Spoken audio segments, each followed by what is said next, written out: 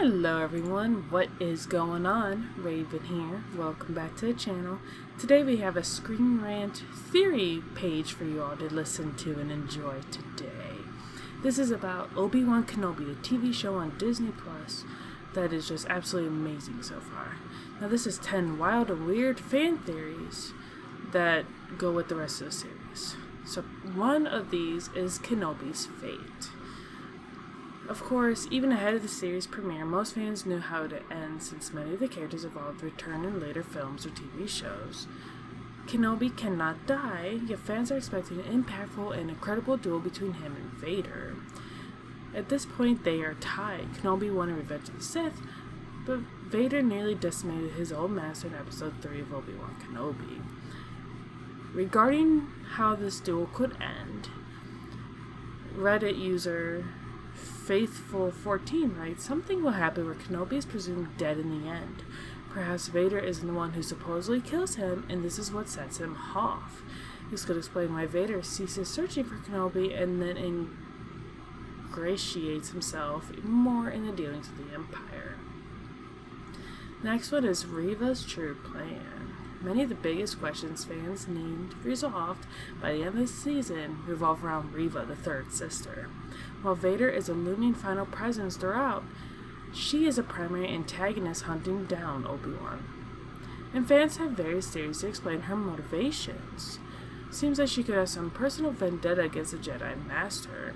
Others suggest Vader could be her real target. Reddit user The Force theorizes that Reva doesn't want to win Vader's favor. She wants to kill him. She wants to use Obi-Wan as a distraction, whether as revenge against the Sith Lord or to supplant him as Emperor's apprentice. Theories like this seem to have some credibility given the deliberate choice to place Vader's silhouette on Reva's promotional poster, as opposed to Kenobi like the others. Who is Obi-Wan to Reva? The series began with a shocking sequence showing a new perspective on Order 66, which got several fans tweeting and theorizing that Reva was one of the younglings whose fate was left ambiguous. Some have gone further, linking her backstory more with Obi-Wan. Reddit user R. Callion suggests that Reva was also to have been Obi-Wan's next Padawan, and his failure with Anakin ruined her chance to be a Jedi. At the beginning of the Clone Wars, Obi-Wan requested a new Padawan. Since Ahsoka became Anakin's Padawan, Reva could have been intended as Obi-Wan's down the line. If she knew this, she could view him not saving her from Order 66 as a betrayal. Next one is Dark Padawan. In Episode 3, Reva was shown to have a peculiar relationship with Vader, choosing her as the next Grand Inquisitor if she succeeded in capturing Obi-Wan. Of course, she failed to keep him at the Fortress Inquisitorius in the 4th episode, yet she still lived to see another day by putting a tracker on Leia's droid, Lola. Her unique relationship with Vader could be explained as Super Capo puts it, Vader took her under his wing, or cape, and has been grooming her to blame Obi-Wan for Order 66. Some point to Vader possibly sparring Reva as a youngling, seeing darkness in her and taking her on his secret Padawan, and thus success for her in the Sith Rule of Two. The classic Star Wars redemption story. The common trope in Star Wars films and TV shows is a classic redemption story, and Obi-Wan Kenobi's part of that, though maybe in a way some have not expected. So far, the series has shown that Vader has fully embraced the dark side, making his eventual return to the light in a more impressive feat. However, some fans think Reva could also be on this path. Noodles writes, she wants what she considers to be revenge, and in pursuit of it all, has allowed herself to fall to the dark side, but she realizes that her hatred toward Obi-Wan is unjustified. Some theories involve her in the fated duel with Vader by sacrificing herself in the Star Wars fashion to save Obi-Wan, having realized his importance to the fate of the world. Reva a freedom fighter? While it seems less and less likely that Reva could be a double agent, as some early theories suggested, that hasn't stopped some fans from keeping these ideas going. For example, the mediocre critic speculates that Reva is likely aligned with Saw Gerrera's faction of soldiers who would go to any lengths to defeat the Galactic Empire. Saw hatched a plan for Reva to infiltrate the Inquisitors and kill Vader. Compared to other ideas, this seems particularly outlandish, but from a certain point of view, many of her actions could align with those tactics. Obi-Wan plays dirty. Many fans are thoroughly enjoying Obi Wan Kenobi for its exploration of finding hope and regret, but some just want to see Obi-Wan and Vader fight. Of course, that seems fated in the final episode, especially as Obi-Wan continues to reconnect himself with his old life and his training. He might be out of practice and thus in danger when he eventually faces his former Padawan. Ashley X states, I could see Obi-Wan using Padme to mess with Vader in the next duel. It's the only thing that I could think of that would make Vader lose control, which Kenobi can exploit. This actually has some potential. Padme has been referenced consistently, so Obi-Wan could use her memory to try and bring Anakin back from the dark side, though naturally this doesn't work. Gotta age up, Obi-Wan.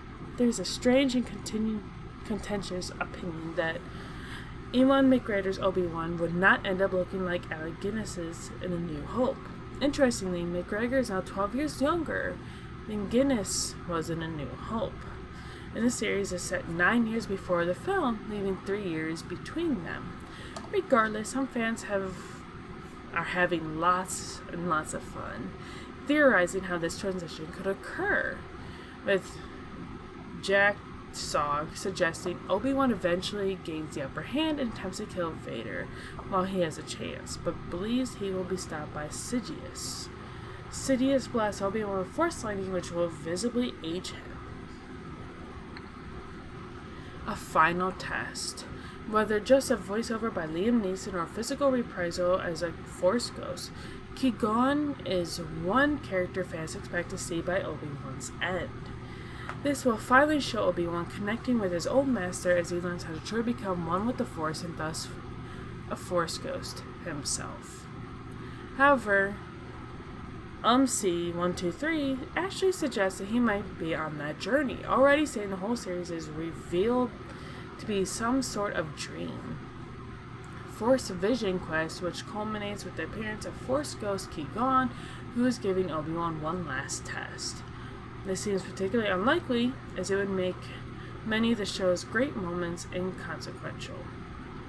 Grogu and the Path. Of course, when given the opportunity to bring in the Mandalorian and Grogu, it's going to be done. Grogu's memories of Order 66 are shown in the Book of Boba Fett, but it's still unknown who saved him or what happened to him over the subsequent decades. However, Obi-Wan Kenobi might have presented a possible answer when it was revealed that former Jedi Quinlan Vos was involved with the Path, the secret method for ferrying Force-sensitive people away from the Empire. As per New Rockstars, they suggest Quinlan Vos saved Grogu, thus allowing the fan-favorite relationship between Din Djarin and Grogu to happen. What do y'all think of this? Let me know in the comment section down below if you agree with this, if you don't agree with it. I'm curious to see what you guys think. As I said in other videos I do of this, I am going to go ahead and leave the link in the description so you guys can read everything for yourself and see if you agree. And please go ahead and do me the favor, hit the like button, the subscribe button, and the notification bell, so that way you can be part of the growing family, growing community, and you can be notified every single time I upload, which is pretty much every single day of the week. And I will see you all next time. Bye!